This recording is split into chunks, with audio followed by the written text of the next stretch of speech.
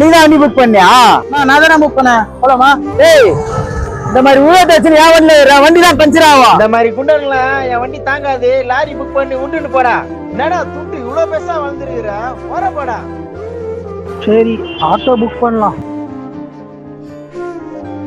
அண்ணா நீங்க தானே புக் பண்ணீங்க? உட்காருங்க அண்ணா. ஓடிபிண்ணே அண்ணா, ஓடிபி வந்து 1210ண்ணா. அண்ணா, இந்த மனுஷன்லாம் ஏன்னா எப்படி இருக்கிறாங்க? என்னாச்சுண்ணே? ஏன்னா அண்ணா, நான் 2 வீலர் புக் பண்ணண்ணே.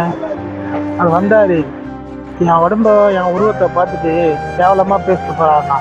இதே அவங்க வீட்டுல ஒரு பொண்ணோ இல்லை பையனோ இருந்தா இந்த மாதிரி கேவலமா பேசுவாங்களாண்ணா? இங்க இருக்கிற மனுஷாலே அப்படிதானா? தான் குடும்பத்தில் இருக்கிறவங்களை பற்றி கேலி கிண்டல் பேச மாட்டாங்க. ஆனால் அடுத்தவங்கள குண்டா இருந்தால் கேலி கிண்டல் மாத்திரம் பேசுவாங்க. நீங்கள் எதுவும் மனசில் வச்சுக்காதீங்கண்ணா. போலாமாண்ணா? நம்ம வீட்டில் ஒரு அண்ணனோ தம்பி அந்த மாதிரி குண்டா இருந்தா இந்த மாதிரி கேவலமாக பேசுவீங்களா?